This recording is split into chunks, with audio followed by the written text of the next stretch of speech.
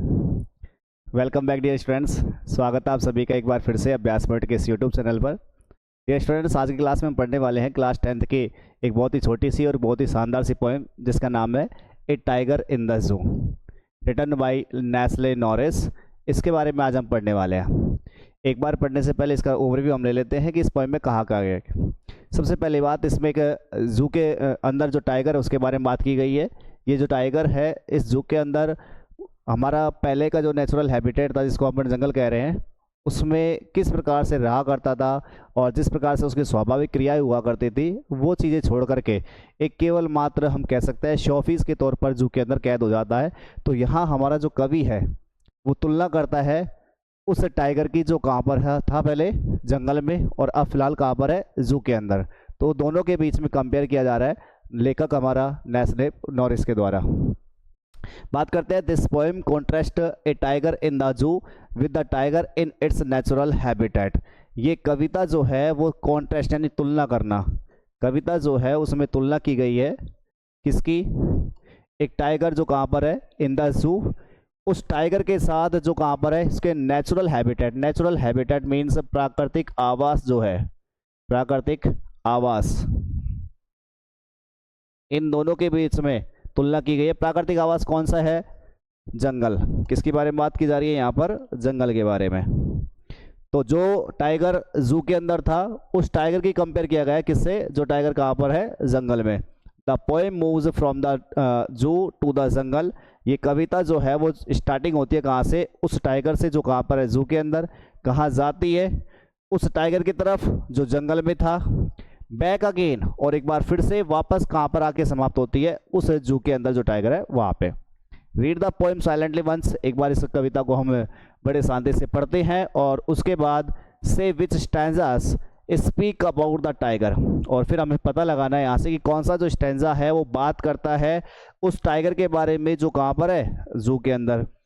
And which once, और कौन सा जो टाइगर है वो बात, कौन सा जो स्टेंजा है जो बात करता है अबाउट द टाइगर, उस टाइगर के बारे में, इन द जंगल, जो कहाँ पर है, जंगल में। तो हमें केवल पहले सबसे पहले यही देखना है कि कौन सा स्टेंजा जो है वो जू के अंदर जो टाइगर है उसके बारे में बात करता है, और कौन सा जो टाइगर है, कौन सा जो स्टेंजा है जो जू के अंदर है उसके बारे में बात कर रहा है। तो सबसे पहले हम लेते हैं, he stalks in his vivid stripes the few steps of his cage on pads of velvet quiet in his quiet race। First stanza अगर हम देखें तो फर्स्ट स्टेंजा बात कर रहा है किसके बारे में, आप देख सकते हैं यहाँ केज के बारे में बात की जा रही है। तो इट मीन्स ये जो टाइगर है वो कहाँ पर है, जू के अंदर। राइम स्कीम की हम बात कर लेते हैं एक बार। इसकी राइम स्कीम क्या बनेगी, स्ट्राइप्स, जिसमें लास्ट में वर्ड जो आ रहा है हमारे पास एस है तो से है, तो हमारे पास ए, केज हम डिफरेंट साउंड है, बी, क्वाइट एक और अलग से डिफरेंट साउंड है, सी, रेज, तो ये सेम साउंड हो रही है यहाँ से, तो इट मीन्स यहाँ पर आ जाएगा बी। हमारे पास जो राइम स्कीम बनेगी वो बनेगी ए बी सी बी। अब बात कर लेते हैं एक बार कि इस स्टैंजा में बताया क्या क्या गया है।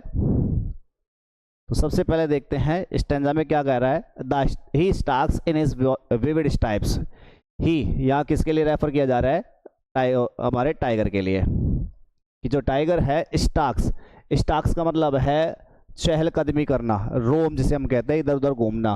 तो टाइगर जो है वो चहलकदमी कर रहा है, चहलकदमी करना, इधर उधर घूमता रहता है। इन इज विविड स्ट्राइप्स, विविड का मतलब होता है स्पष्ट, या हम कह सकते हैं इसको क्लियर। स्ट्राइप्स क्या होती है, पट्टियां, धारियां कह दो, पट्टियां कह दो। तो आपको पता होगा टाइगर का जो बॉडी होती है उसके ऊपर ब्लैक या येलो कलर की जो स्ट्राइप्स होती है उनके बारे में बात की जा रही है, कि जो टाइगर है वो अपनी स्पष्ट दिखाई देने वाली जो ऊपर धारियां हैं उसमें वो इधर से उधर चहलकदमी करता रहता है। The few steps of his cage, और वह अपने इस पिंजरे के अंदर, अपने उस पिंजरे के अंदर वह कुछ ही स्टेप्स जो है वो चल पाता है। यहाँ फ्यू स्टेप्स न के बराबर, स्टेप्स मतलब कदम रखता है, इन इज ऑफ हिज केज, उसके उस पिंजरे में। On pads of velvet quite. अब आप आगे कहता है कि वेलवेट, वेलवेट आपने नाम सुना हो मखमल का, बिल्कुल एक गद्दादार जो होता है, उसके जो तलवे होते हैं नीचे के वेलवेट की तरह होते हैं, बिल्कुल सॉफ्ट होते हैं, और जो पैड्स में उसके तलवे उसमें वो बिल्कुल शांति से चलते रहता है, बिल्कुल, क्योंकि बिल्कुल आवाज़ होती नहीं है, तो क्वाइट, क्वाइट का मतलब बिल्कुल शांति से वो चलता रहता है। फिर अगली बात कहता है in his quiet rage, quiet means वहाँ पर देखो वापस से क्या आ रहा है, शांत, रेज मतलब गुस्सा, तो उसका जो गुस्सा है वो कैसा कर रखा है उसने, बिल्कुल शांत किया हुआ है यहाँ से, तो बिल्कुल शांति से अपने गुस्से में वो चलता रहता है। He should be lurking in shadow sliding through long grass near the water hole where plump deer pass. अब अगला जो स्टेंजा है वो बात करता है उस टाइगर के बारे में जो जिसे कहाँ होना चाहिए था, जू के, सॉरी कहाँ होना चाहिए था, जंगल में, क्योंकि किस बात से यहाँ से स्पष्ट हो रहा है, देखिए यहाँ से स्लाइडिंग थ्रू लॉन्ग ग्रास, लंबी घास कहाँ होगी, जंगल में होगी, तो ही शुड बी लर्किंग, लर्किंग का मतलब घात लगा करके छिप जाना, घात लगा कर देखना या छिप जाना। आप सभी को पता होगा जब जंगल में टाइगर होता है तो किस कैसे वो एक तरीके से बिल्कुल घात लगाकर छिप जाता है हिरण की तरफ या किसी दूसरे जानवर की तरफ, ताकि जैसे ही सामने कुछ दिखाई दे तुरंत उसके पीछे से वो अटैक कर सके। तो इस प्रकार से उसे घात लगाकर छिपा जाना होना चाहिए था, कहाँ पर, इन शैडो, शैडो का मतलब किसी छाया में, किसी परछाई में, तो किसी परछाई में वो उसे छिपा हो जाना चाहिए था, मतलब छिपना चाहिए था। तो किसके बारे में बात हो रही है, जंगल के बारे में। ही should be lurking in shadow, वह अगर जंगल में होता तो किसी छाया में, किसी परछाई में वो घात लगा करके छिपा हुआ होता। स्लाइडिंग थ्रू लॉन्ग ग्रास, या फिर स्लाइड करता रहता, फिसलता रहता, क्या कर रहा होता वो, फिसलता रहता, किसमें, लॉन्ग ग्रास, लॉन्ग ग्रास मतलब लंबी सी घास में, लंबी घास में वो फिसलता रहता, अपने स्लाइडिंग करता रहता अगर वो जंगल में होता तो। नियर द वाटर होल, कहाँ पर, किसी वाटर होल के पास में, वाटर होल, होल मीन्स यहाँ पर है शोर्स, और स्रोत मतलब स्रोत, किसी भी पानी का जो स्रोत होगा उसके पास में, जैसे कि नदियाँ, झरने, तालाब, पोखर जो भी है वहाँ उसके पास में बिल्कुल वो घात लगा करके छिपा रहता। वेयर प्लम्प डियर पास, और वहीं से प्लम्प डियर, प्लम्प डियर का मतलब मोटे ताजे जो हिरण है, मोटे ताजे हिरण जो है वो वहाँ से निकलते रहते, गुजरते रहते, और जैसे ही वो पानी पीने के लिए मोटे ताजे हिरण वहाँ पास में आते किसी पानी के स्रोत के पास में, उनके ऊपर तुरंत वो अटैक कर दे करता। तो इस प्रकार से बताया गया है। सेकंड जो स्टेंजा है वो बात कर रहा है किस टाइगर के बारे में, जो टाइगर कहाँ पर है, जंगल में। बात करते हैं थर्ड स्टेंजा के बारे में। थर्ड स्टेंजा कहता है he should be snarling around houses at the jungle's edge bearing his white fangs, his claws terrorizing the village। तो नेक्स्ट स्टेंजा बात कर रहा है उस टाइगर के बारे में जो टाइगर कहाँ पर है, जंगल में ही है। किस बात से पता चल रहा है, जंगल के एज किनारे के पास में जो आस पास जो घर होते वहाँ पर वो स्नार्लिंग करता रहता है। स्नार्लिंग का मतलब होता है घुर्राना, एक तरीके से चीखना चिल्लाना। जैसे ही जंगल के किनारे पर जो गांव होता है और वहाँ पर जो लोग हैं उनके जो घर बने हुए हैं वहाँ पर वो स्नार्लिंग कर रहा होता, मतलब घुर्राता रहा होता, घुरा रहा होता, अगर वो कहाँ पर होता, जंगल में। एट द जंगल सेज, और ये घर कहाँ पर होते हैं, जंगल के किनारे पर, एज मीन्स किनारा। तो जंगल के किनारे पर जो ये घर बने होते गांव वालों के, वहाँ पर वो घुर्रा रहा होता अगर वो कहाँ पर होता, जंगल में। बेरिंग इज वाइट फैंग्स, क्या करते हुए, बेरिंग दिखाते हुए, किसको, अपने वाइट फैंग्स को। वाइट का मतलब सफ़ेद और फैंग्स का मतलब नुकीले दांत, उसके जो नुकीले दांत है उनको दिखाते हुए। हिज क्लास, अपने पंजों को वो दिखाते हुए वो गांव वालों क्या करता रहता, वहाँ पर टेरराइज करता रहता, डराता रहता, धमकाता रहता, आतंक मचाता हुआ, क्या कर रहा होता, वहाँ पर आतंक मचा रहा होता। इस प्रकार से बात कर रहा है कि जब टाइगर कहाँ होता, एक जंगल में होता, तो वहाँ जंगल के पास में जो घर होते वहाँ पर वो घुर्रा रहा होता, अपनी तेज गर्जन वाली जो आवाज़ है उससे वो लोगों को क्या कर रहा होता, डरा रहा होता। एक बार इसकी राइम स्कीम के बारे में बात करें तो हाउसेज, यहाँ राइम स्कीम में फर्स्ट में ए ले लेंगे, एज जो कि डिफरेंट साउंड है तो बी आ जाएगा, क्लास यहाँ पर अलग से एक बार फिर से डिफरेंट है यहाँ तो सी आ जाएगा, और विलेज वापस से सेम आ रही तो क्या आ जाएगा, बी। राइम स्कीम सभी में लगभग सेम आ रही है, ए बी सी और बी। नेक्स्ट बात करते हैं, नेक्स्ट अपने पास है fourth stanza. But he is locked in a concrete cell, his strength behind bars, stalking the length of his cage, ignoring visitors.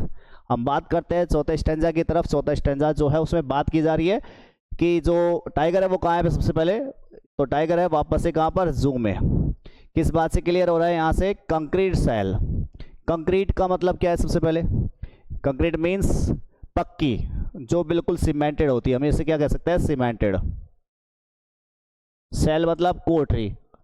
आपने जू के अंदर देखा होगा टाइगर को एक कोठरी के अंदर कैद कर दिया जाता है। तो अब हमारा जो टाइगर है वो लॉक है, कैद है। कहाँ कैद है? उस पक्की सीमेंटेड जो कोठरी है उसके अंदर कैद है। हिज स्ट्रेंथ बिहाइंड बार्स, और उसकी ये सारी जो ताकत है, जो अभी उसने बताया कि गांव वालों को वो डराता या फिर हिरण जो है उसके ऊपर घात लगा करके छिपता, उसकी पूरी जो ताकत है, पूरी जो स्ट्रेंथ है बिहाइंड बार्स कहाँ चली गई है? लोहे की उन सलाखों के पीछे। बार्स मीन्स लोहे की सलाखें। तो लोहे की जो सलाखें हैं उनके पीछे उसकी पूरी जो शक्ति है वो जा चुकी है। Stalking the length of his cage ignoring visitors, और अब जो ये टाइगर है वो स्टॉकिंग कर रहा है। स्टॉकिंग का मतलब अभी बताया था थोड़ी देर पहले, वही है चहलकदमी करना। अब ये जो टाइगर है वो उस पिंजरे के अंदर, उस पिंजरे की पूरी लेंथ का मतलब लंबाई तक, उस पिंजरे की पूरी लंबाई तक ये टाइगर अब क्या कर रहा है? चहलकदमी करता रहता है, इधर से उधर घूमता ही रहता है। उसका काम बस इतना ही है, इधर से उधर घूमना। क्या करते हुए? इग्नोरिंग विजिटर्स, वहाँ के जो दर्शक है, क्योंकि जू है तो जू के अंदर देखने वाले लोग आएंगे, आगंतुक लोग आएंगे, तो आगंतुक जो लोग हैं उनको क्या करते हुए? इग्नोर करते हुए, उनकी तरफ वो ध्यान भी नहीं देता। क्यों ध्यान नहीं दे रहा है हम यहाँ से? क्योंकि वो अपने नेचुरल हैबिटेट में नहीं है, और अब उसे भी पता है कि ये जो लोग आए हुए हैं केवल और केवल दर्शक हैं और ये मेरा लुत्फ लेने के लिए आया है। इसीलिए जो ये टाइगर है वो जू के अंदर बिल्कुल भी खुश नहीं है, और इस प्रकार से लोगों को इग्नोर करता हुआ वो इधर से उधर स्टॉकिंग करता रहता है, चहलकदमी करता रहता है। बात करते हैं लास्ट जो हमारे पास स्टैंजा है।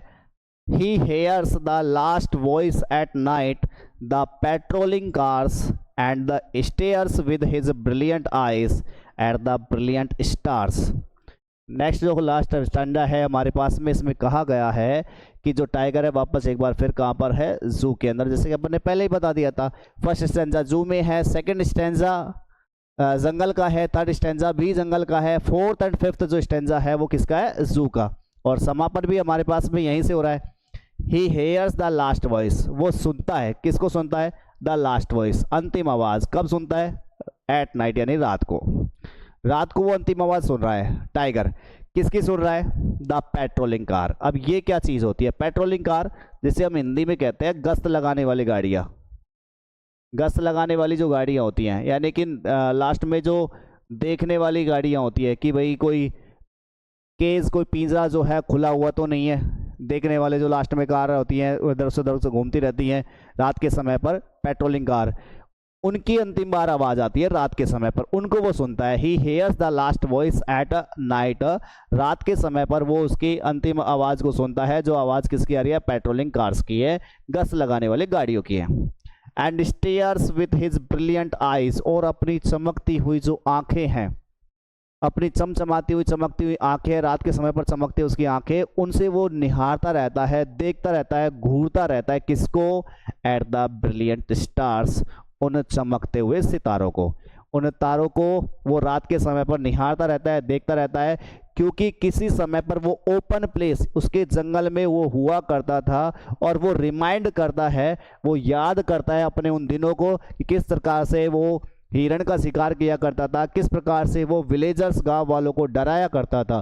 तो इस प्रकार से यहाँ हमारा कवि, जिसका नाम है नेस्ली नॉरिस, ये नेस्ली नॉरिस जो है वो कंपेयर करता है एक ऐसे टाइगर को जो कहाँ पर है? जू के अंदर, एक ऐसे टाइगर के साथ जो पहले कहाँ पर था? उसके नेचुरल हैबिटेट जंगल में। और इसी प्रकार से हमारी इस पोइम का समापन होता है, और बहुत ही अच्छी इंटरेस्टिंग पोइम है। आप सभी को उम्मीद करता हूँ समझ में भी आई होगी, और मैं ऐसी उम्मीद आपसे भी करता हूं कि आप हमारे जो चैनल है अभ्यास पॉइंट का, उसको आप ज़रूर सब्सक्राइब करें। बहुत सारे विद्यार्थी सब्सक्राइब नहीं करते हैं, उसको ज़रूर सब्सक्राइब करें, और उसी के साथ साथ जो नोटिफिकेशन बेल होती है उसको भी आप ज़रूर दबा दें, ताकि आगे आने वाली वीडियो है वो आपको समय पर मिल जाए।